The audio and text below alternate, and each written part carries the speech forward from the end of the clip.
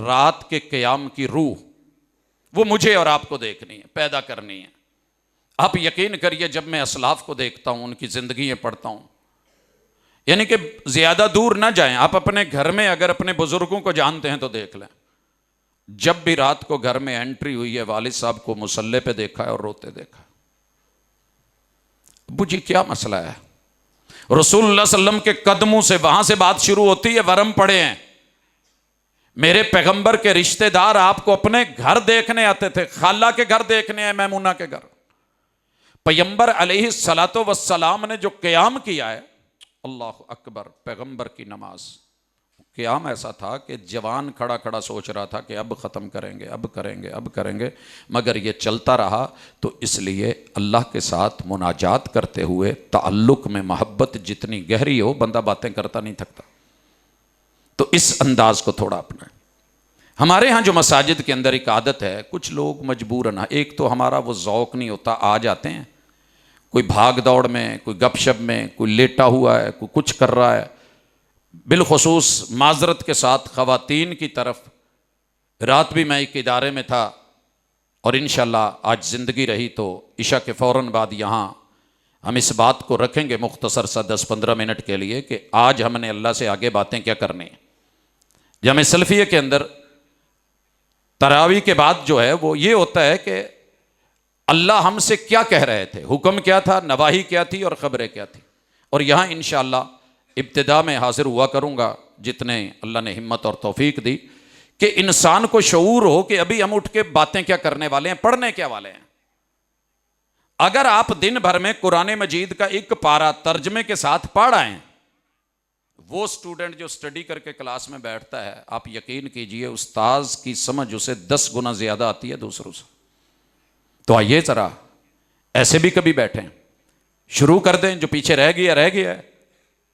تیسرا پارہ کا اکثر جو ہے پہلے 2-3 صفحے قرائے کرام ذرا آگے چل رہے ہوتے ہیں کیونکہ جلدی ختم کرنا ہوتا ہے۔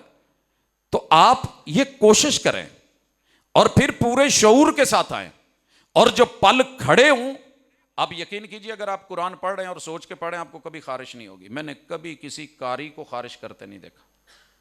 کیوں؟ ان کی ٹینشن قرآن کی طرف ہوتی ہے، توجہ قرآن کی طرف ہوتی ہے، یاد کرنے کی طرف ہوتی ہے، ذمہ داری کی طرف ہوتی ہے، ایک شعور اور کیف کے ساتھ ہوتی ہے۔ یہ ہم ہی ہوتے ہیں جو تھوڑی تھوڑی دیر کے بعد جو ہے کبھی ایسے اور کبھی ایسے، اور اگر یہ ہو جائے تو بڑی بات نہیں ہے۔ صحابہ کہتے ہیں کہ طول قیام کی وجہ سے ہم تھک جاتے تھے، یہ نہیں کہ چھوڑ کے پیچھے بیٹھ جاتے تھے۔ اور آپ کو یہ بھی علم ہونا چاہیے کہ عمریں بھی کافی بڑی تھیں، کوئی 60 میں آ رہا ہے، کوئی 65 میں آ رہا ہے، کوئی 70 میں آ رہا ہے، کوئی 50 میں آ رہا ہے، ان عمروں میں آ رہے ہیں۔ تو ہم تو بہت جلدی بوڑھے ہو گئے ہیں۔ تو اللہ کے ساتھ انشاءاللہ پورے ذوق کے ساتھ سنت سمجھ کے، اور اسے کامل و اکمل اور بالکل بہترین دنیا کی شفا سمجھ کے رب سے باتیں کرنے والا ایک ماحول بنا دیں۔ کیا پتہ یہ زندگی کا آخری رمضان ہو اور اللہ تعالیٰ اس کے اندر میرے اور آپ کے گناہوں کو، اور بالخصوص آپ کی یہ نمازیں، آپ کے یہ قیام، اگر والدین زندہ ہیں تو یقین کیجئے ان کی آنکھوں کی ٹھنڈک ہے، اگر وہ چلے گئے ہیں تو سچی بات ہے ان کے درجات کی بلندی کا آپ باعث بھی ہیں، یہ اجر بھی ہے، یہ ذخیرہ بھی ہے، یہ صدقہ جاریہ بھی ہے۔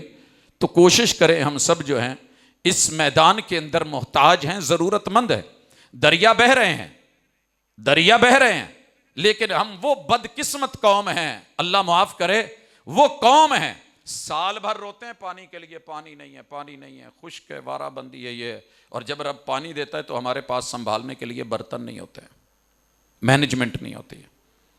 11 مہینے اللہ سے ترلے ڈالتے ہیں اللہ یہ کر دے، اور جب اللہ موقع دیتا ہے بارش برستی ہے، رحمت برستی ہے، اللہ کی مغفرتوں کے دریا بہتے ہیں، اور اللہ تعالیٰ انسان کے اوپر وہ چیزیں نازل کرتا ہے جو شاید باقی مہینوں میں نہیں۔ تو ہم کھیل کے ادھر ادھر موبائل کے اندر دیگر مصروفیات میں اپنی زندگی بسر کر دیتے ہیں۔ تو کم از کم سیزن، میں نے دیہاتوں میں دیکھا ہے لوگ گندم کے سیزن میں مری ماں واقعتاً نہیں دفناتے، لمبے کام میں نہیں پڑتے کہ پہلے فصل اٹھا لو پھر اس کے بعد باقی کریں گے۔ تو آئیے، ابھی زیادہ دیر نہیں ہوئی، ابھی راتیں باقی ہیں، ابھی باتیں باقی ہیں، لمحات باقی ہیں، مناجات باقی ہیں، عبادات باقی ہیں، ساعات باقی ہیں۔ اللہ کے سامنے گڑ گڑا کے اپنے دل کی کیف پیش کر کے اللہ کے حضور، اور جتنا دن میں ہو سکے رات میں جب موقع ملے کچھ پڑھیں، کچھ کہیں، کچھ اپنے آپ کو بخشوا لیں۔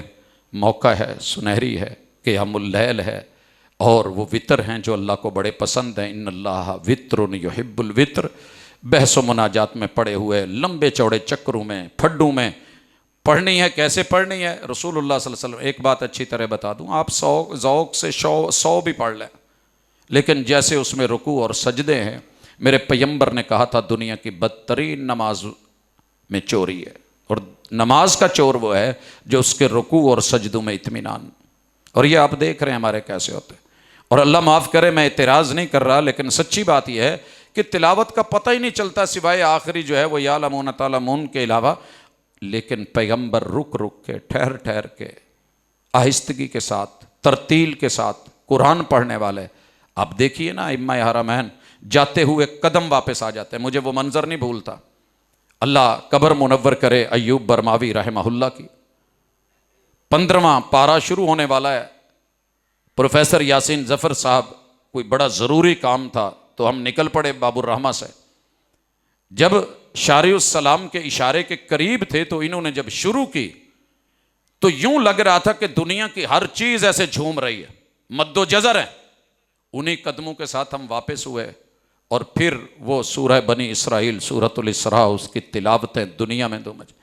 تو ذوق اور شوق، ترتیل، سماعتیں، یہ لے کے اللہ سے مغفرت مانگنے کے لیے انشاءاللہ حاضر ہوں جہاں آپ کا دل کرے، لیکن ذوق ہونا چاہیے، شوق ہونا چاہیے، تجدید نیت کے ساتھ بڑی